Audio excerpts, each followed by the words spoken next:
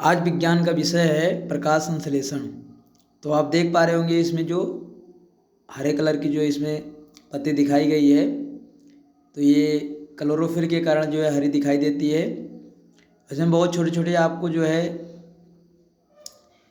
चित्र दिखाई दे रहे होंगे और पूरी तरह से नहीं दिखते हैं क्योंकि बहुत छोटे होते हैं और माइक्रोस्कोप की मदद से इसको देखा जा सकता है। और पत्ते की ऊपरी सतह की तुलना में इसकी निचली सतह पे जो है अधिकतर ज़्यादा रंध्र पाए जाते हैं, छिद्र पाए जाते हैं, जिससे पत्तियाँ ऑक्सीजन का विनिमय करती हैं और श्वसन क्रिया करती हैं। तो आगे देखते हैं क्या है, किस तरह से भोजन का निर्माण करते हैं पेड़ पौधे।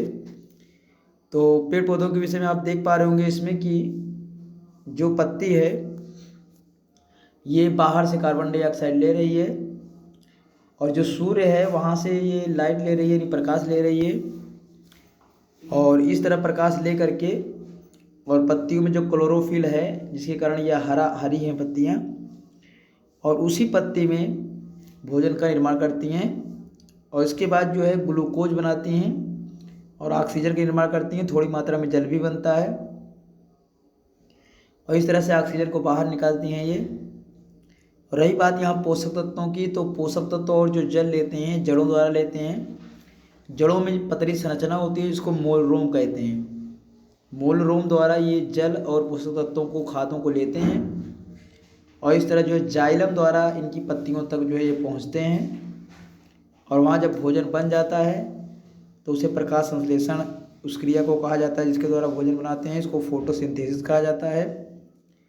और फोटोसिंथेसिस प्रकाश संश्लेषण द्वारा जो प्रकाश ऊर्जा होती है उसको रासायनिक ऊर्जा यानी खाद्य ऊर्जा के रूप में स्टोर कर दिया जाता है पत्तियों में, और यही ऊर्जा पौधों के विभिन्न भागों में जा कर के पहुँचता है और इस तरह से उसकी वृद्धि में और फल वगैरह के रूप में परिवर्तित होता है।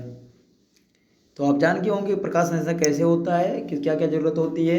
सूर्य की रोशनी, कार्बन डाइऑक्साइड, क्लोरोफिल और जल और पोषक तत्व, इतनी ज़रूरत होती है। और बनता क्या है उत्पाद के रूप में? ऑक्सीजन, ग्लूकोज और थोड़ी मात्रा में जलवाष्प बनता है।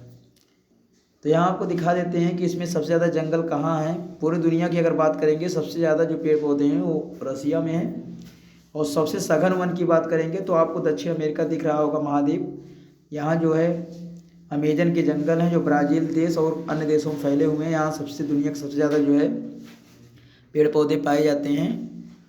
तो इस तरह से आप देख पा रहे होंगे। तो आप समझ गए होंगे किस प्रकार से जो प्रकाश संश्लेषण होता है और इस तरह से जो है। और इसमें आपको बता दें कितने कितने अणु कौन कौन चीज़ मिलते हैं और कैसे कैसे बनते हैं।